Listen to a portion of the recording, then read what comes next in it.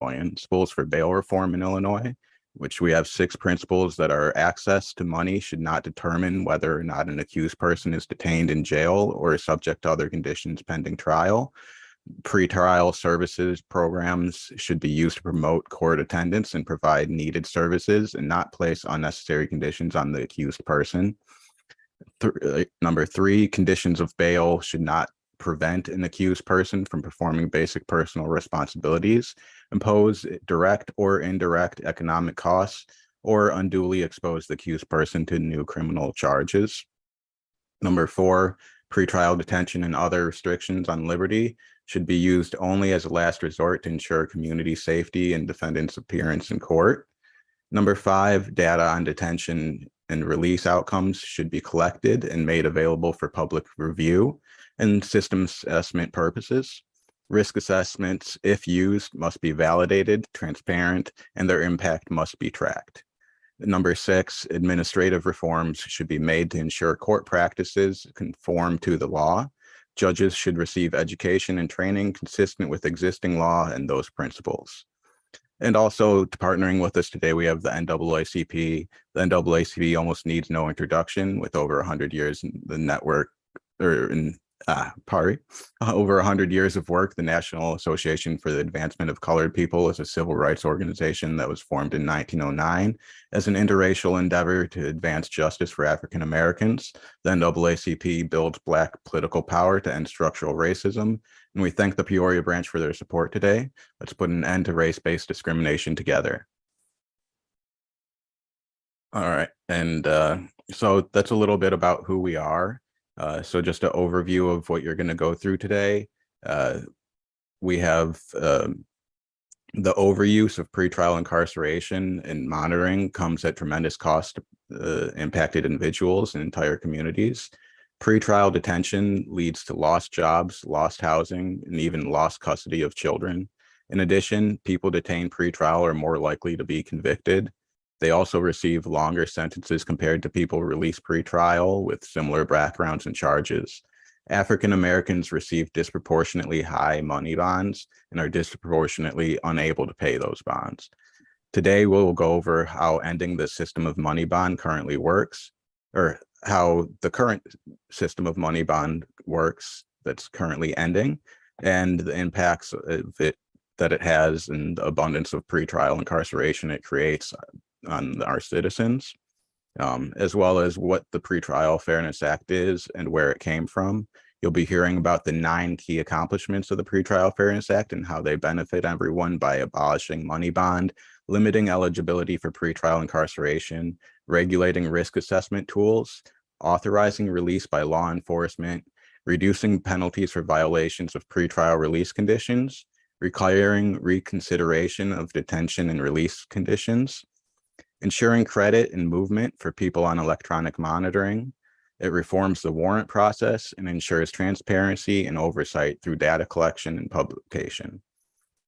And you're probably coming here today wondering how the Pretrial Fairness Act makes our community safer. When the Pretrial Fairness Act, a key component of the Safety Act, goes into effect in 2023, it will transform the legal system and dramatically reduce the number of people incarcerated while awaiting trial. This historic legislation restores the presumption of innocence, prevents buying out of custody for major violent crimes, and makes Illinois safer. The Pretrial Fairness Act ensures finances will no longer determine freedom. Currently, the primary determining factor, whether someone is free pre-trial, is the amount of money in their wallet and not public safety. The Pretrial Fairness Act takes money out of the picture and replaces it with a new process in which the decision regarding whether a person can return to their community while awaiting trial will be made by a judge through a fair and robust hearing process.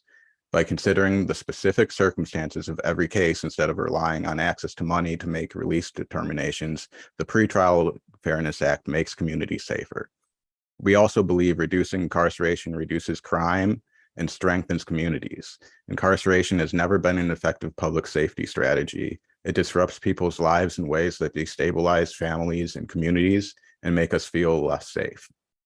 Forcing people to remain incarcerated while awaiting trial has devastating effects on their housing, jobs, education, mental health, and more. The negative consequences of pretrial incarceration ripple out and affect entire communities. People incarcerated for as little as 72 hours are 2.5 times more likely to be unemployed 1 year later, and past incarceration reduces annual income by as much as 40%. Pretrial incarceration can make people more likely to be arrested in the future, even when they're found innocent. Limiting pretrial incarceration allows people to maintain relationships, jobs, and stability in their lives while awaiting trial, and our communities will be safer as a result of this. We know that reducing or eliminating money bail has not caused a rise in crime. No state or city has seen a rise in crime as a result of reducing or eliminating their use of money bail. Cook County, New York City, Washington, D.C., Philadelphia, New Jersey, and the federal court system have all drastically reduced or eliminated money bail without any significant increase in people missing court or being rearrested while awaiting trial. There is no widely accepted evidence that shows money bail improves public safety or court appearance rates, yet there are many studies showing bail reform has no negative impact on crime or court appearance rates. Aside from the wave of misinformation and propaganda, some state legislators, police unions, and states' attorneys are pushing back because it restores the presumption of innocence and will remove the leverage that they have to pressure suspects into forcing pleas. And they'll have to do their jobs and present the burden of proof when incarcerating someone. And Brianna is going to go into a little bit more details on that, as well as the other obstacles that we're up against. And at the end of the conference, Sawyer will go into the other ways that you can get further involved. And so the Illinois Network for Pretrial Justice, like I said, launched in the summer of 2019. The network is composed of nearly 40 organizations from across the state of Illinois, representing 9 counties and several statewide organizations and networks. Our members stretch from Carbondale to Waukegan and Rockford to Champaign, and of course, right here at Change Peoria. We're very proud to be one of them. And now I'll hand it off to Brianna. Thanks so much, David, for that super thorough overview. I was just joking with Ryan in the chat, like, David is dang near taking this presentation away. I don't know if there's much left for me to say after that. So thank you for that very thorough breakdown and introduction to the issue. And I am happy to dive in just a little bit further as we talk about why it's so important that we are ending money bond in Illinois, why communities across the state banded together to get us to this place, and what it's going to take for us to really see this transformative change through to fruition and full implementation. So let's talk a little bit about the scope of the issue of money bond in Illinois. So in Illinois, there are 92 jails across our 102 counties. And there are more than 250,000 people incarcerated in these jails every year. More than 90% of the people who are in jail are incarcerated there pre-trial, meaning they haven't been convicted of anything. And most of them are there because they cannot afford to pay a money bond. So how do people end up incarcerated because of being unable to buy their freedom? The way the current system works is that when someone goes before a judge, if they are accused of anything, the judge has a few different options of what they can do in that person's case. They can release them on their own recognizance, which means that they are, free to go home, and they might have different conditions. The main conditions are that, they return to court and don't commit any crimes while they're out. And then there's also other conditions that a judge can impose. And then on the kind of most restrictive end, a judge has the ability to deny someone pretrial release. So this is what happens when someone is held no bond or no bail. That's when a judge says, it is not safe to release you, or I think that you are a flight risk, or what have you. And so they deny bond, and they go through the legal process required to justify denying someone bond. But when there is this middle ground, and the middle ground is money bond, and it's something like a loophole, because essentially what a money bond is, it is legally a condition of release. It's legally the court saying somebody can be it's legally the court saying you can be released. You just have to pay this amount of money. And so the idea behind money bonds is that is that you pay it in order to, and it's a way to get people to come back to court, because the idea is you put the money up, you have skin in the game, that motivates you to come back to court because you would get that money back at the end of your case if you make all your court dates. The problem is that's not how money bond is used for the most part. Money bond is used to be set in unaffordable amounts to keep people in jail. And so it's an unconstitutional process, actually, because when a judge sets a money bond, they don't have to justify why they're keeping someone in jail because it's technically a condition of release. But they are using it to actually jail someone. So it's really denying people their due process rights. Not to mention that even the actual way that money bond is intended to be used, which is to get people to come back to court, data shows that it doesn't work for that either. People do not come back to court at higher rates because they paid a money bond. At the Chicago Community Bond Fund where I work, we pay bonds for people that can't afford it. And even in the cases where we pay bond for people, and so they technically don't have any of their money on the line, they still come back to court at higher rates because they have the support they need in order to do so. A lot of times when people miss court, it's not because they are running from the law, it's because they don't have the supports that they need in order to be able to make it to court, be that transportation or court reminders, or in this day and age, the know-how to get on Zoom. And so that is kind of how the money bond system currently works. And it really, really harms our communities by denying people the presumption of innocence and making it such that, the ability to be out while you're awaiting trial is only available to those who can afford it or whose family can afford to put up hundreds and sometimes thousands of dollars for their freedom. And so we're going to talk a little bit about the harms of pretrial incarceration and the things that, wealth-based jailing does to people in our communities. Essentially, when someone is incarcerated pretrial on an unaffordable money bond, they, like David mentioned earlier, people have lost their jobs because you can, even if you're just in jail for a day or two and you end up bonding out, imagine that caused you to be a no-call, no-show from work. So people, lose their jobs while they're in jail. When people lose their sources of income, that definitely undermines their ability to pay their most expensive bill, which is their housing. And so people lose their housing, and people's families have been evicted while they have been incarcerated pre-trial without being convicted of anything. And then when you lose things like your job and housing, and you don't have the ability to take care of your family because of incarceration, people lose custody of their children. People's children actually go into the foster care in the child welfare system, which we know is not a place for children's welfare to actually thrive. And that happens when they are incarcerated pretrial and are not able to make other arrangements for the care of their children.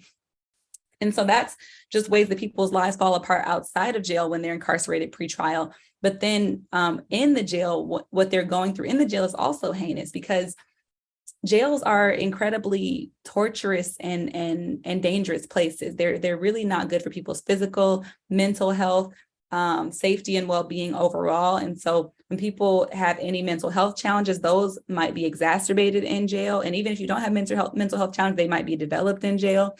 People who use substances are facing health risks in jail, be that withdrawal or a greater likelihood of overdose upon release. People just in general, their mental and physical health deteriorates because the healthcare and mental health care in jail is despicable. It's disgusting. It's not what anybody who is actually receiving the care that they are worthy of should be subjected to. And so people at times, because of pretrial incarceration, can lose their lives, not only due to violence that happens in an environment like that, but also because the rate of suicide in such a torturous place is incredibly high. In jail, the rate of suicide is 3 times that of the general population. It's even higher than it is in prison. Just because of the type of conditions that people are living in, the uncertainty that they're facing, sometimes the injustice that they're going through.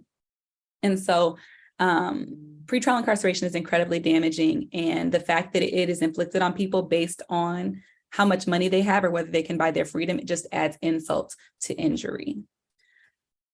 And so okay, here we go. So, and then sorry, I'm trying to go to the next slide. It's not moving for me. I might need some help, Ryan. Okay, there we are.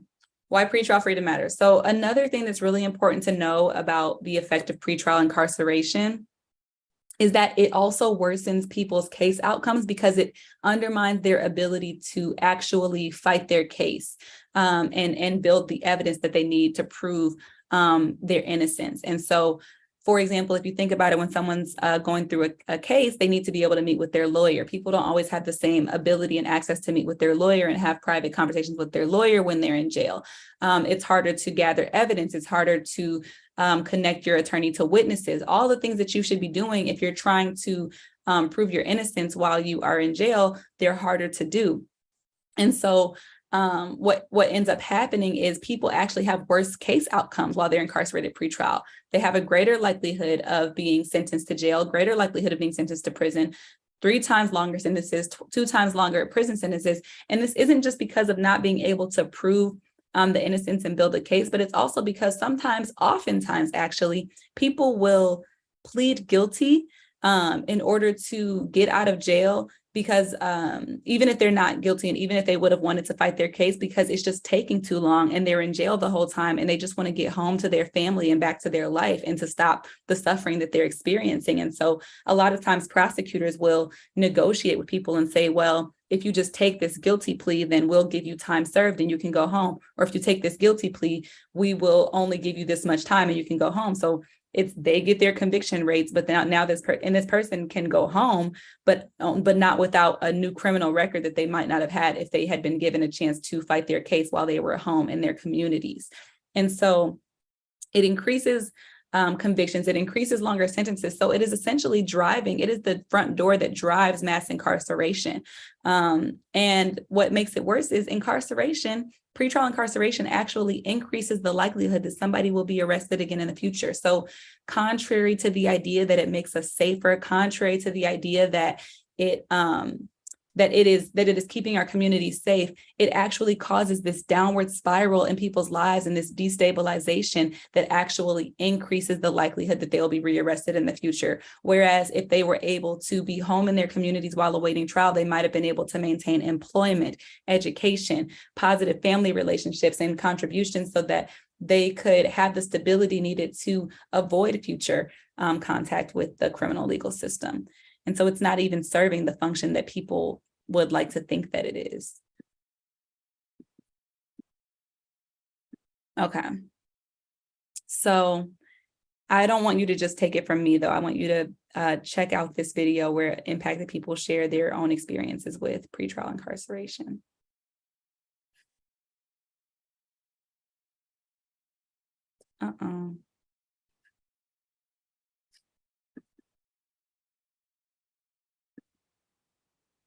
It says the sound is on for me, but I don't know if anybody else can hear it. Ryan, is it playing for you? Is the sound playing? Is not currently playing for me, at least.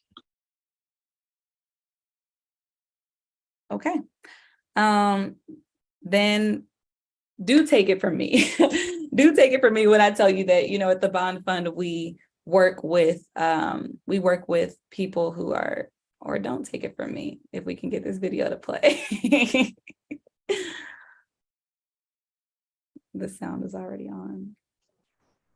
I don't know if your sound is shared, Ryan, though. That might make a difference. 3 months, 1.5 years, simply because I couldn't afford to pay $1,500. $5,000. $7,500. $25,000. I lost my home. I nearly lost my son. I lost my business. I almost took a plea that I wouldn't have otherwise. Not because of a conviction, but because of an accusation.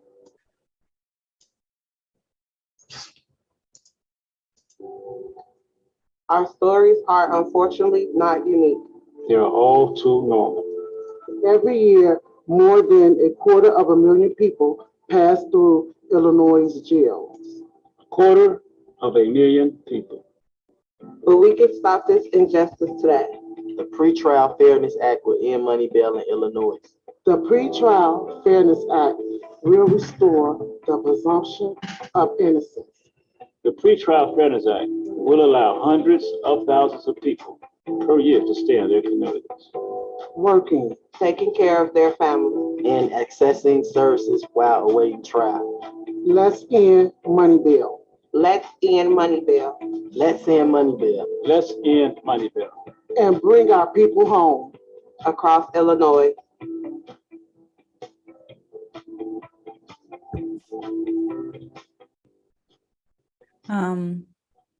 So those are people that that we have bonded out at the Chicago Community Bond Fund who were impacted by pretrial incarceration, and who lost incredibly important aspects of their livelihood and well-being to pretrial incarceration.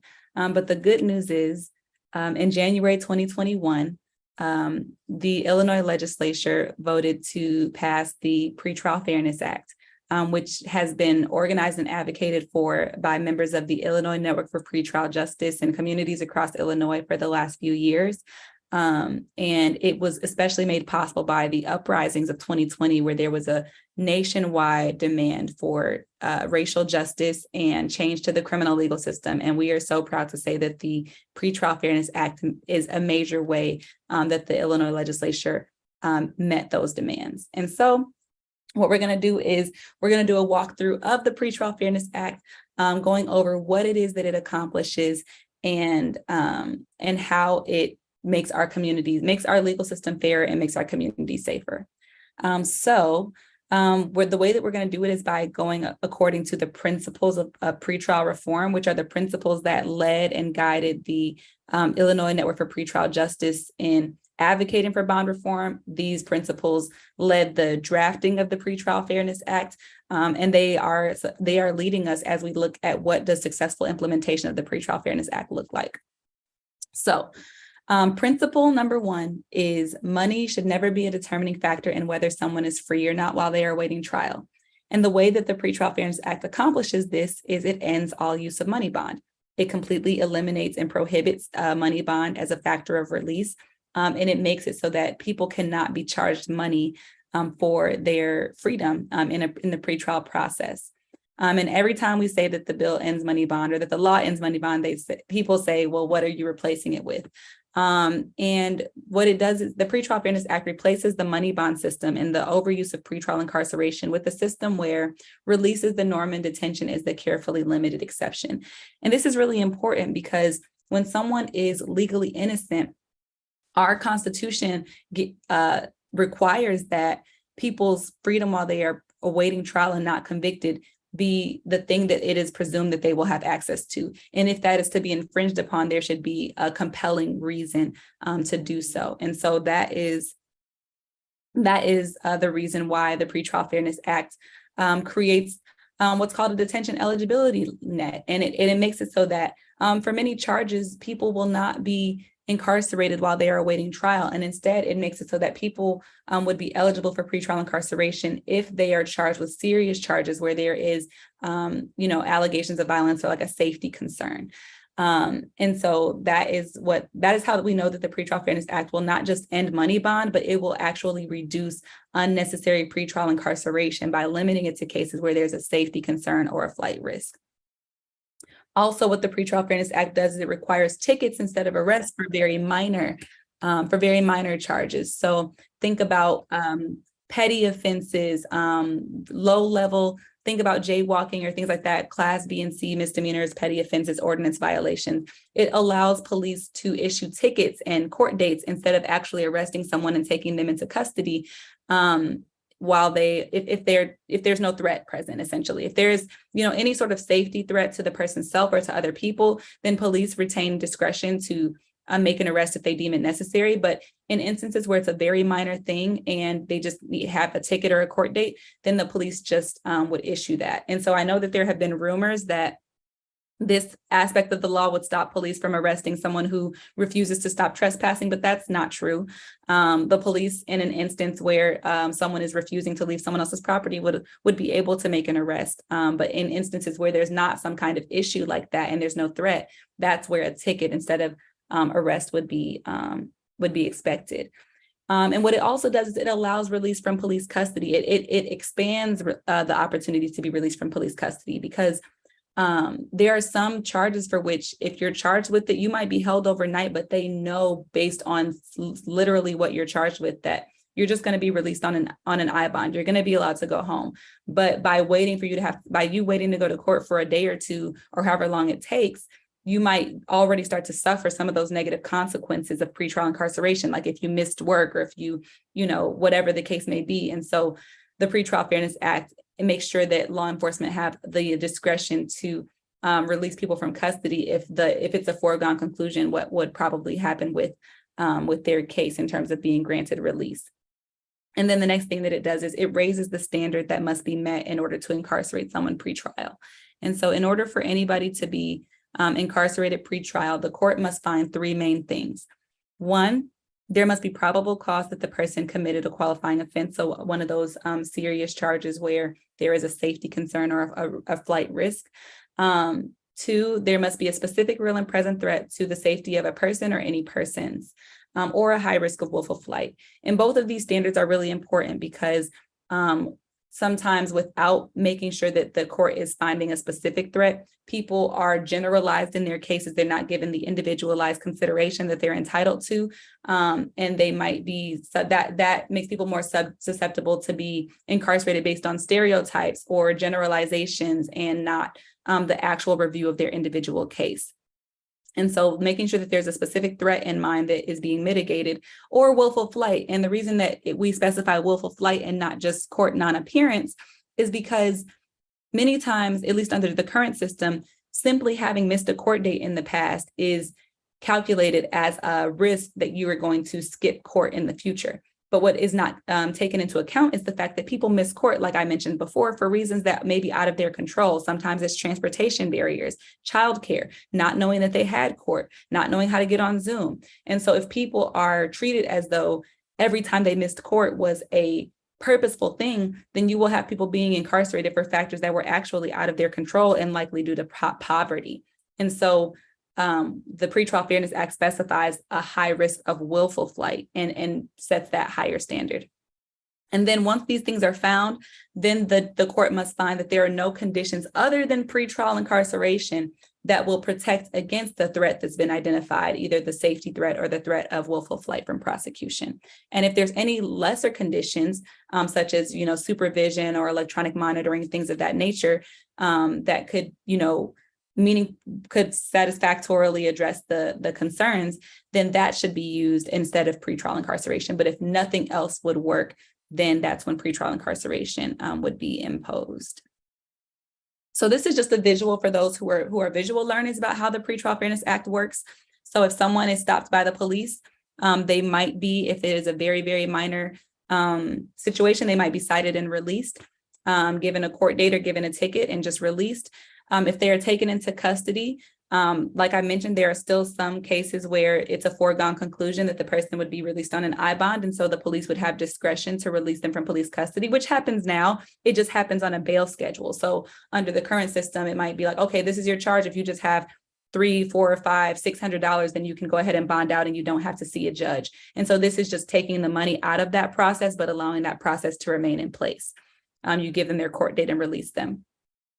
Next is if someone is not eligible to be released from police custody and they still must go before a judge, then there's something called a conditions hearing or a first appearance hearing where the judge will determine conditions of release. What conditions are necessary for you to be safely released into the community? If the judge finds those conditions, then they will be released with those conditions. If the prosecution says, well, this person is charged with a detainable offense and we want to request that they would be detained pretrial, then there would be then a detention hearing where prosecution can make their arguments, defense could make their arguments, both could present evidence, both could call witnesses. The judges considers the facts that are offered, which is much more thorough than what happens under the current system. The current system, our network is actually releasing a court watching report tomorrow, and you can read about how bond court has happened in different places across the state, but in other places, not in other places, all over the place, bond hearings often last 2 or 3 minutes, if that. And so the new hearings will be much more thorough. And so there'll be a detention hearing and the judge will make a decision to either release the person with conditions or if there are threats of safety or willful flight threats that cannot be addressed by anything other than pretrial incarceration, then the judge would rule to order that person to detention, but they would have to justify it in the court decision, and that decision could be subject to appeal. And so it just creates a reviewable, accountable process for actually determining whether someone should be jailed pretrial instead of the arbitrary money bond system. And so I'm going to pretty much breeze through the next few things just because I want to make sure that is the most important thing to know about what the Pretrial Fairness Act does. But it is a very extensive piece of legislation that does a lot of things to improve the pretrial system. But I'm going to breeze through the next few a little bit so that we have time for questions. One of the things that the Pretrial Fairness Act also does is it regulates risk assessment tools to make sure that they are not the only thing that can be used to determine whether someone should be released or not pretrial, and to make sure that everyone has individualized consideration of their case by a judge, and that it's not just a number determining whether or not they go to jail. And it also allows attorneys to challenge the criteria of risk assessment tools in court. And for those who aren't familiar, risk assessment tools are like these questionnaires that are used to try to assess the risk of either missing court or being accused of a new violent offense while out awaiting trial. But the problem is these tools claim to do that, but don't actually accurately predict these things, and they have racially biased outcomes. And so the Pretrial Fairness Act aimed to limit their role and make sure that they could not be determining release decisions. And then in the risk assessment tools, the Pretrial Fairness Act makes sure that just having a missed court date alone is not seen as conclusive evidence that you are planning to flee prosecution or will miss court in the future because of the reasons I mentioned before. The next thing is that the court should help accused people attend their court hearings and restrain their freedom as little as possible while they are awaiting trial and presumed innocent. And so the way that the law does that is it reforms the warrant process for one. Like I mentioned a couple of times, people miss court accidentally at times, but under the current system, judges have to issue a warrant for someone's arrest to forcefully bring them into court if they miss court, bring them into custody if they miss court. And so what the Pretrial Fairness Act does is it allows for judges to use a 48-hour process where someone can voluntarily come to court and say, I missed my court date, it was an accident, or this was the reason, I'm not fleeing prosecution, I'm here, I'm willing to cooperate. And so it can allow the missed court date to be resolved without people being arrested, without people being jailed, without people being afraid, because when people find out there's a warrant for their arrest, even if they had a valid reason, it scares them, and it actually disincentivizes them from coming into court. And so we wanted to create a process that allowed people to resolve missed court dates without that element. And so the law allows judges to just issue, a notice to show cause or an opportunity to come in voluntarily. But they still have the freedom to issue warrants if they so choose. The other thing that the Pretrial Fairness Act does is it reforms electronic monitoring, which is incredibly important because electronic monitoring is a condition of release that people often consider an alternative to incarceration. But we have seen time and time again that it is truly an alternative form of incarceration. It just moves the place of incarceration from the jail cell to someone's home. But it can be similarly restrictive and similarly damaging to people's lives as incarceration in a jail while they are awaiting trial. And so there are a few things that the Pretrial Fairness Act does to try to mitigate some of the harms of electronic monitoring. One, it requires that judges reconsider ordering people to electronic monitoring every 60 days, because what happens is people get ordered to EM and then they're just left on it, even if they're literally on perfect behavior, not breaking any of the rules, showing that they can succeed pretrial. Maybe they're going to school, going to work, they're doing everything right, but they're left on it the entire time instead of given a chance to succeed without it. And so it requires judges to reconsider it every 60 days. Another thing is that it requires that people be given permission to go and leave home to complete essential tasks to take care of themselves. Here in Cook County, the pretrial electronic monitoring program is incredibly restrictive, and specifically the sheriff's program. And people, prior to the implementation of this portion of the Pretrial Fairness Act, because I forgot to mention, these reforms have already gone into effect as of January of this year. So prior to these reforms going into effect, in Cook County, the sheriff would be routinely denying people permission to go do the most basic things, like going to the doctor, the laundromat, the grocery store. They would tell people, too bad, order your groceries.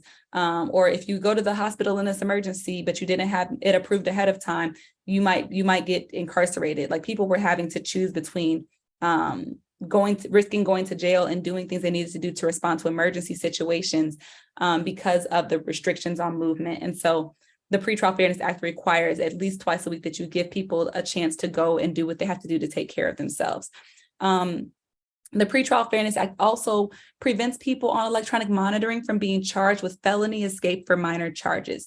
So felony escape is a very serious charge that was often filed against people on electronic monitoring for very short-term, minor, technical, even unintentional or unproven violations of electronic monitoring. And so by requiring that someone be missing or in violation for 48 hours before they can be filed with an escape charge, it's protecting people from that injustice. I had specifically heard from one of our partners about a woman who was literally had her electronic monitor beat off of her ankle in an instance of domestic violence and was charged with escape. And when people are charged with those things, they can be immediately reincarcerated, and they might be reincarcerated for some time before it's shown that they were actually not in violation. And so the Pretrial Fairness Act just puts a buffer to make sure that those charges cannot be filed on such a short time frame. But unlike the rumors that have been spreading, it does not stop law enforcement from going and investigating any allegations of violation. So there was, a video of someone saying they could make it halfway to Alaska and we couldn't do anything. That's a lie. They can still go investigate. They can still even go take people into custody. But what they can't do is file a felony escape charge for a violation that lasted fewer than 48 hours. And last but not least, because of how restrictive electronic monitoring is, because it is such a restriction on people's freedom, the Pretrial Fairness Act requires that people be given sentencing credit towards any sentence that they get on the case for time that they spend on electronic monitoring while awaiting trial, because that was a restriction on their freedom. And so, we're almost to the end. Courts should only use restrictive pretrial and get conditions to ensure court appearance for people who prove to be willfully avoiding prosecution. So again, this is about really protecting people from being severely and harshly punished for minor or unintentional violations of pretrial conditions. When people are awaiting trial, the courts can set really restrictive conditions on their release that say, like, you always have to check in you have to check in this many times a month or a week with the pretrial service officer. You have to do this, you have to do that. And if you miss an appointment, if you're late, that's a violation. And many people, and there's also violations of electronic monitoring. Many people each year get reincarcerated while they're awaiting trial, not because they did anything seriously wrong, but because of a technical violation. And so what the Pretrial Fairness Act does, it makes it to where if it's a minor violation, if it's an unintentional violation, if it's an unknowing violation, you can't just lose your pretrial freedom for the rest of your case. There are sanctions you can be given, there are warnings, there are consequences, but you cannot just be jailed for the rest of your case. And so that's just a protection against that injustice. And last but not least, the law requires data collection and publication to make sure that we are able to see how this is being implemented and see how to make sure that it's being implemented in the way that it was intended for the benefit of our communities. So I don't know if there have been questions in the chat. For some reason, I can't really see the chat right now, and I don't really know why that is.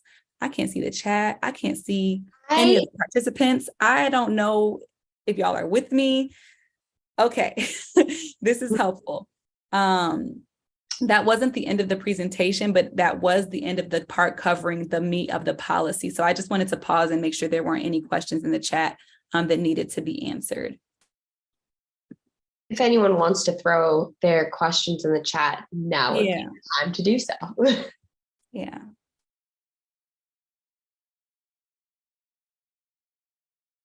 Wow. So everything's sticking, everything's making sense.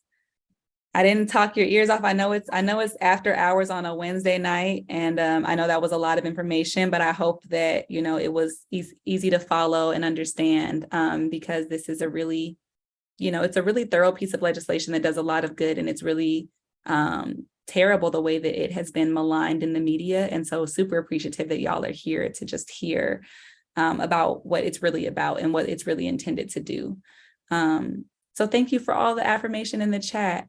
Who is in the conditions hearing? So that is the judge and the prosecution and the defense, and the accused person. So those are all the people that are in all the hearings.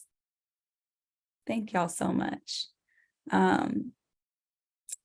And so, yeah, if there aren't any other questions on the policy, we will jump back in just to wrap up this portion, and I'll pass it to Sawyer to share about how you all can actually support and engage the process of protecting this law. So are the offenses that, okay, no. So the meme that's been going around that's saying that's listing all of these scary charges saying that they're not detainable under the Pretrial Fairness Act is a misinformation campaign. A misinformation campaign, which is, by the way, very much fueled by rich Republicans who were trying to get ahead in the election that we just had yesterday, and the results are in. They lost. So that is very exciting. But one thing I will say that I think is important to note, I won't go back to how the Pretrial Fairness Act makes communities safer, but I do want to just cover what we're up against or kind of where we're at with the law before I pass it over to Sawyer. So we have been up against a massive misinformation campaign where millions of dollars have been spent to misinform people about this law.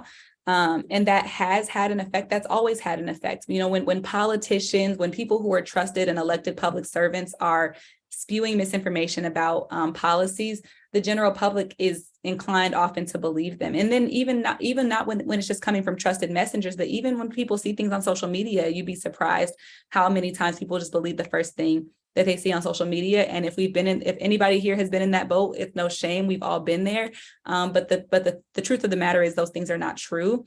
But they're being used to undermine the legislation and drive a push for damaging changes to the legislation. And so someone asked, do we expect there to be amendments to the law before it goes into effect? And the answer is absolutely. And we want there to be actually amendments to the law before it goes into effect, because like any major piece of legislation, this law was passed a couple of years ago. We've had 2 years to work on preparing for implementation, and we had even identified things that could be clarified in the law, or provisions that would help to ensure that it would be implemented successfully. And so we want there to be changes, but there are changes that people like prosecutors and the State's Attorneys Association are trying to push that would, instead of clarifying the law or helping to prepare for successful implementation, would actually completely gut the law. So, for example, the state's attorneys want to pass a bill that would make it so that prosecutors can ask for pretrial jailing for any and every charge in any and every scenario. So on one hand, while those scary charges that were circulated as not detainable, that's a lie. Those are. But there are charges that are not under the Pretrial Fairness Act, but it's the charges that fall outside of the serious subset that are, where there's a safety concern. And so what the prosecutors are trying to do is make it so that any and everything, no matter how serious or how minor, can be asked for someone to be held without bond, denied release indefinitely for the duration of their case. And that would that's actually further than the power that they even have under the current system. Under the current system, you can't even deny bond for misdemeanors. That is why judges use unconstitutional, unaffordable money bonds, because they don't even have a legal way to do that for misdemeanors. And so the prosecutors want to basically expand that power. And we know that if given completely unlimited discretion to jail people, no matter what they're charged with before trial, we know that would explode jail populations, and we know that it would exacerbate racial disparities for people for Black, brown, and poor communities. Like Black people are already twice as likely to be jailed on unaffordable money bonds, and for example, and already make up 2 to 3 to 5 times our part of the population in terms of the jail population. And so all of those things are what's happening under the current system and would worsen if it was just kind of busted wide open like that, if it makes sense. And so we're in there. Next week is something called veto session in the legislature. And that is a session that's like a shortened session. There's like 3 days next week and then 3 days the week after Thanksgiving, where legislators get to come back together before the year ends to pass legislation. And that is when we expect a trailer bill, so a changes to the Pretrial Fairness Act to be passed. And we're trying to make sure that the changes that would support successful implementation go through, but the changes that would gut the law and completely turn it on its head and end money bond, but expand pretrial incarceration, that would be we don't want that to happen. And so we're trying to make sure that that doesn't happen. So I'm going to pass it to Sawyer to talk about how you can support that effort. Hello, everyone. All right, I'm going to ask that we pull up the slides again, if that's possible. Awesome. All right. Okay, so my name is Sawyer. I'm a community organizer with Change Peoria, and I'm going to give you 3 really easy ways that you can help. I know after I heard all of that for the first time, I was just dying to get involved and actually figure out ways that I could be more active. All right. See? Okay, so first things first, I'm going to ask everyone to take out their phones. That should be pretty easy. If you are on your phone to view this right now, may I suggest that you take a screenshot of the next couple slides so that you can stay with us and keep up. But you should be able to pull out your smartphone, open your camera feature, and this should take you straight to our letter campaign, which is an amazing way. I see that we have almost 20 people, and I see a couple people are doubled up here. So if we take each person, and I'm on the admin side of this, so I can see who's here and who's signing up and doing letters. This is a great way to speak with your legislators, give them a piece of your mind on this, especially now that you've just heard all this information, you're fired up. So that's a fantastic way to get your voice across. And so I'll give everyone a second there. And all right, wonderful. Wow. Okay. So just also think about this for a second. If we have each person here write to your legislator, and then you send this link or this QR code to a friend, a family member, we can make a huge impact right here tonight, just doing that alone. All right, and I'll give us a little bit longer. Okay, and then next thing is a really, really fun opportunity that I'm really excited about personally. We'll switch to the next one. If everyone screenshot that if you don't have it already. I think Ryan dropped it in the chat. Okay, next thing that is super exciting that we're all really excited for is Lobby Day, and that is, next slide, on November 16th. Oh, and that's November 16th. It's in Springfield at 10 a.m.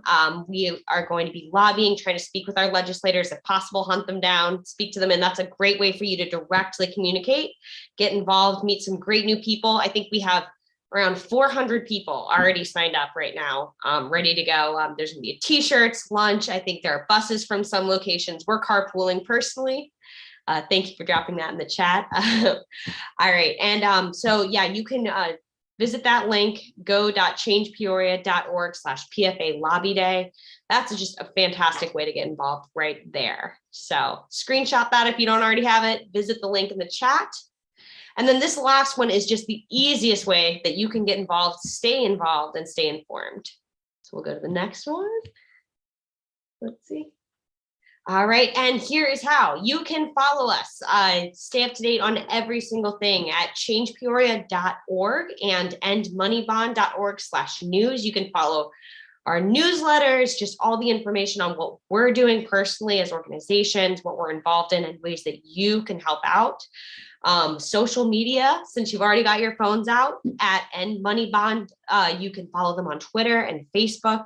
Change Peoria, you can follow us on Twitter, Facebook, Instagram, TikTok now, and YouTube, which is exciting. So those are all some really great ways that you can stay involved, stay up to date on what we're doing. And of course, if you see us in Peoria at all, or in the Illinois area, or if we see you on November 16th at Lobby Day, I'm hoping to see all of you there, then you can say hi to us. We'd love to get to know you better, talk to you more about this really exciting community issue. But yeah, so thank you so much. I want to thank everyone for spending your evening with us. Brianna, thank you so much. David, Ryan, amazing job, everyone. And any other questions or anything in the chat, but links should be there. All right, I will also just add the thing that I just dropped in the chat is the link to sign up for Friend Bank, which is actually happening now. But if anybody registers, I can ping our people to make sure you get a link. But that's just literally, now that you've just learned all this information, if you want to join a Zoom with other people who are like texting their friends just to like share this little information with them, and the little easy way to take action by writing their legislator, that's happening on Zoom actually now until 8 tonight. And then If you're interested in joining a text bank where you can reach out to people across the state in support of the Pretrial Fairness Act, we use like a system. It's not like you have to personally text people, but you can like send a ton of texts at a time. And then like we're on a Zoom together, like responding to them and helping to educate people, which is very much needed right now.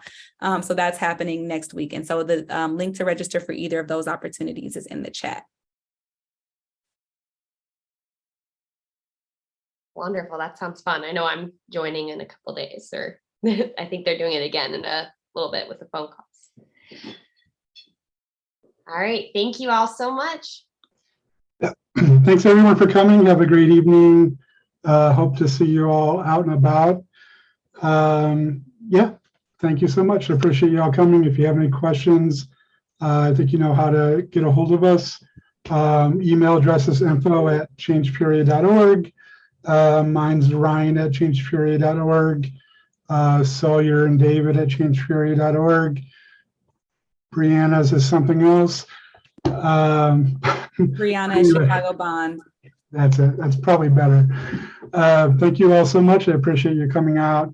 Hope to see all your letters to the legislators and see you on Lobby Day. Thank you all so much. Have a good evening. Thank you. Bye-bye. Thank you all.